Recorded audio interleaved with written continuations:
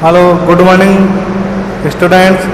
हम पढ़ रहे हैं 12th में एग्रीकल्चर में टॉपिक चल रहा है हमारा वीड्स। हमने कल पढ़ लिए थे वीड्स की हानियां चल रही थी हमारी। तो वीड्स की हानियों में हमने पढ़ा था पहले फसल उत्पादकता पर प्रभाव, कि वीड्स का फसल उत्पादकता पर क्या प्रभाव रहता है।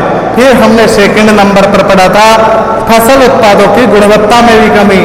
हमने ये भी पढ़ा था भाई फसल उत्पादकता पर जो खरपतवार होते हैं वो कैसे कमी लाते हैं गुणवत्ता पर। तो नेक्स्ट पढ़ा था हमने तीसरा पशुधन उत्पादों की मात्रा व गुणवत्ता में कमी। हमने पढ़ा था कैसे पशुधन की मात्रा में गुणवत्ता होती है, उत्पाद होते हैं, उनमें कैसे कमी हो रही है खरपतवारों से। नेक्स्ट पढ़ा था हमने मृदा नमी में कमी। हमने ये जाना था खरपतवार जो मृदा में उगकर क्या करते हैं, फसलों से क्या नमी को अधिक ग्रहण करते हैं मुख्य फसल से। तो जिससे क्या होता है, जो हमारी मुख्य खरपतवार है उसको नमी प्राप्त नहीं हो पाती है, जिससे क्या हमारी मुख्य फसल कम ग्रोथ कर पाती है और खरपतवार अधिक ग्रोथ कर जाते हैं, अधिक वृद्धि करते हैं। नेक्स्ट हमने पढ़ा था कल भूमि के मूल्य में कमी। अब देखो भूमि के मूल्य में क्या कमी क्या होती है, जिन खरपतवारों में क्या होता है, खरपतवार अधिक उगे रहते हैं तो उनमें क्या होता है, उत्पादकता क्या कम हो जाती है। आइए उत्पादकता जब कम होती है जिससे क्या जो उपज होती है वो कम हो जाती है। उपज कम होती है तो क्या फसलों का मूल्य कम मिलता है किसान को, तो मृदा के मूल्य में कमी आ जाती है खरपतवारों के कारण। नेक्स्ट आती है खरपतवार कीट व रोगों को शरण देते हैं। कौन सा नंबर का है ये, छठा नंबर का पॉइंट है। खरपतवार रोग व कीटों को शरण देते हैं।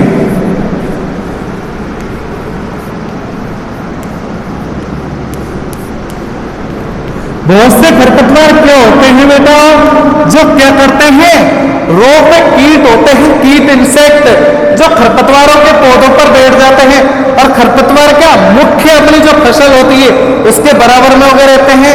तो ये क्या करते हैं, रोग में कीट उनको क्षति पहुंचाती है हमारे मुख्य फसल को। खरपतवारों को क्षति नहीं पहुंचाते हैं रोग में कीट, लेकिन जो हमारी मुख्य फसल होती है उनको क्या करते हैं, खरपतवार क्षति पहुंचाते हैं। नेक्स्ट आता है कृषि यंत्रों व पशुओं की क्षमता में का ह्रास। नेक्स्ट आता है कृषि यंत्रों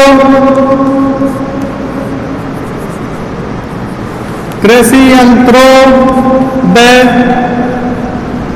पशु क्षमता का ह्रास। अब इसमें क्या होता है कि जो मृदा में अधिक खरपतवार उगे रहते हैं, तो जिससे क्या होता है, बार बार कृषि यंत्रों की सहायता से क्या किसान जुताई करता है। जो बार बार किसान जुताई करेगा कृषि यंत्रों से, तो कृषि यंत्रों से जुताई करने पर क्या होता है, जो कृषि यंत्र होते हैं उनमें घिसावट आ जाती है। और यदि बहुत से क्या करते हैं, पशुओं के द्वारा क्या करते हैं, किसान जुताई करते हैं खरपतवारों को नष्ट करने के लिए, तो क्या होता है, जो पशु होते हैं उनकी मेहनत श्रम अधिक लगता है पशुओं को, पशु परेशान हो जाते हैं, पशुओं की क्षमता का ह्रास हो जाता है। पहला पढ़ा है छठा नंबर का, खरपतवार रोग व कीटों को शरण देते हैं। जो खरपतवार होते हैं, खरपतवार के पौधे, उन पर रोग व कीट बैठकर हमारी जो मुख्य फसल होती है, जैसे गेहूं में उग रहा है गेहूंसा, तो गेहूं में गेहूंसा उग रहा है खरपतवार, ये रोग व कीट क्या करते हैं, इंसेक्ट जो खरपतवार के पौधे हैं, जैसे गेहूं और गेहूंसा उगाया हमने, तो गेहूंसा के पौधे पर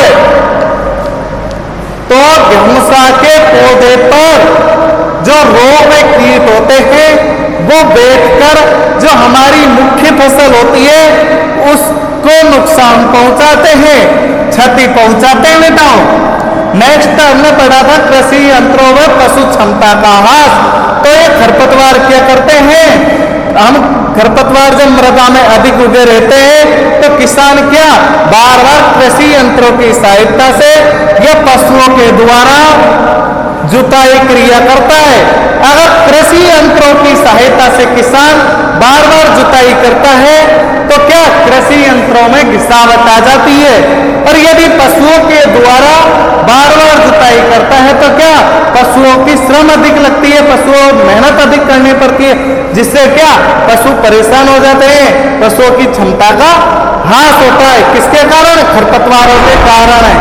नेक्स्ट हानि आती है हमारी सिंचाई जल की हानि। 8वें नंबर पर आती है हमारी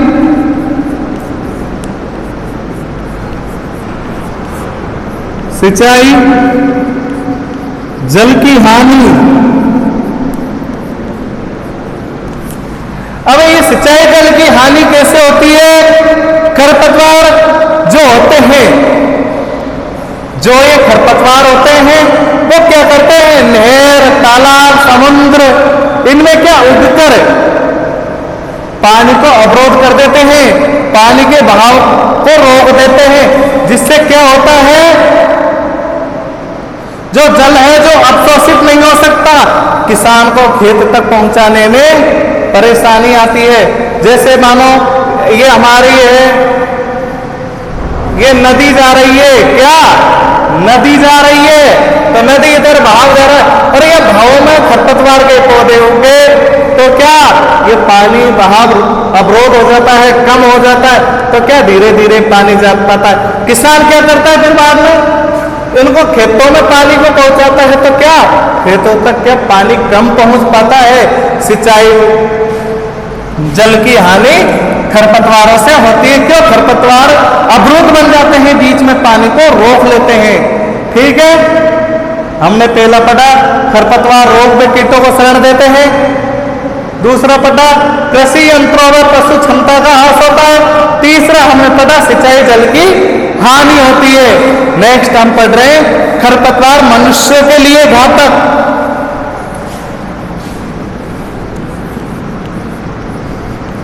खरपतवार मनुष्यों के लिए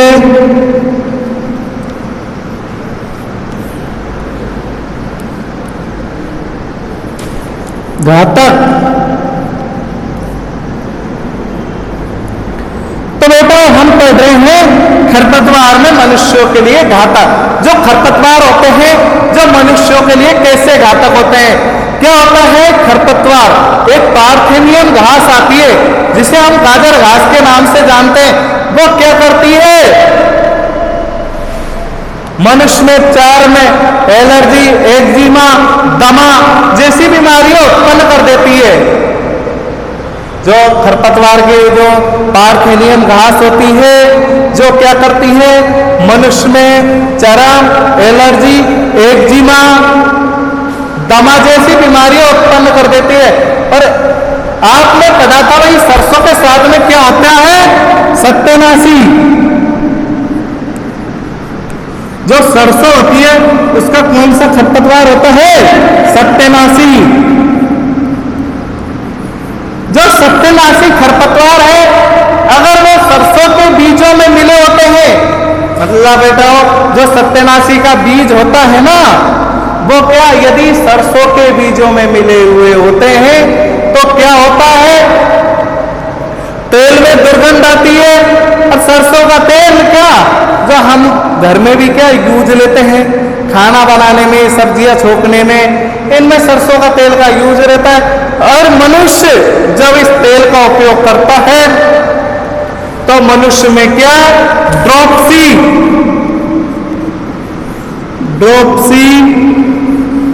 नामक बीमारी हो जाती है। ये एक जानलेवा बीमारी है। ये क्या जहरीला बन जाता है। जब सरसों के बीजों में सत्यानाशी के बीज मिले होते हैं तो क्या जो तेल है जहरीला प्रभाव डालते हैं। कौन, सत्यानाशी के बीज। एक पार्थेनियम घास होती है जिसको मनुष्य को छूने से चरम, एलर्जी, एक्जिमा, दमा जैसी बीमारियां उत्पन्न हो जाती है। और कुछ खरपतवारों के बेटा फूल एक ऐसे आते हैं, कुछ खरपतवारों के फूल ऐसे आते हैं जिनको क्या मनुष्य जो व्यक्ति होता है वो आंखों से देख लेता है ना, तो आंखों की क्या रोशनियां चली जाती है, जिससे क्या मनुष्य देख नहीं पाता है। तो खरपतवार के फूल व खरपतवार के पौधे मनुष्य के लिए एक जानलेवा भी हो सकते हैं। नेक्स्ट आता है पशु स्वास्थ्य के लिए घातक। अब क्या होता है भाई, नेक्स्ट आता है 8वें नंबर पर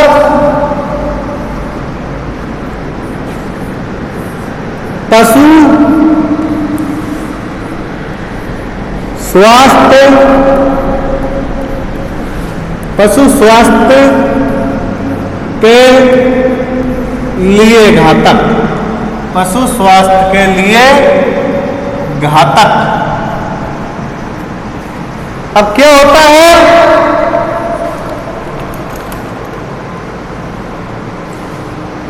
जो बरू घास आती है, कौन सी एक घास आती है बेटा, कौन सी, बरू। बरू घास के कल्ले फूटते समय, बरू घास के कल्ले फूटते समय यदि वो क्या पशुओं को खिला दी जाए तो पशुओं में क्या भयंकर रोग हो जाता है, पशुओं के लिए क्या जानलेवा बीमारी हो जाती है। चारा गायब है, चारे की फसलों को उत्पन्न अनेक खरपतवार पशु स्वास्थ्य पर बुरा प्रभाव डालते हैं। जो ये बरू घास होती है इनके कल्ले फूटते हैं, तब यदि पशु इनको चर लेता है ना, जिससे क्या पशुओं के लिए क्या ये जहरीला प्रभाव पड़ सकता है, पशु अपना दम भी तोड़ सकता है। तो पशुओं के स्वास्थ्य पर क्या खरपतवार भी एक हानिकारक प्रभाव डालते हैं। हम पढ़ रहे थे खरपतवार रोग व कीटों को शरण देते हैं। नेक्स्ट पढ़ा हमने कृषि यंत्रों में पशुओं का हास होता है, सिंचाई जल की हानि होती है। खरपतवार मनुष्य के लिए घातक होता है और पशु स्वास्थ्य के लिए घातक होता है। नेक्स्ट हम पढ़ रहे हैं किसान के जीवन स्तर पर प्रभाव। 9वां पॉइंट है किसान के जीवन स्तर पर प्रभाव। अब किसान के जीवन स्तर पर खरपतवार कैसे प्रभाव हमें जो खरपतवार किसान को अपनी सारी ऊर्जा, जहां पे खरपतवार अधिक होते हैं ना, वहां पे क्या किसान को क्या अपनी सारी ऊर्जा खरपतवारों को नष्ट करने में लगा दी होती है। और उसको क्या किसान को जो फसलें हैं उससे भी क्या जो फसल में जो लागत लगती है वो भी मूल्य निकलना होता है। जब खरपतवार जो खेत में अधिक उगते हैं तब क्या होता है, किसान को जो लागत लगती है कृषि क्रियाओं में वो भी निकलना भारी पड़ जाता है। तो किसान के स्तर पर क्या जीवन स्तर पर खरपतवारों पे क्या बुरा प्रभाव पड़ता है। नेक्स्ट आता है अन्य हानियां। होता है अन्य हानियां।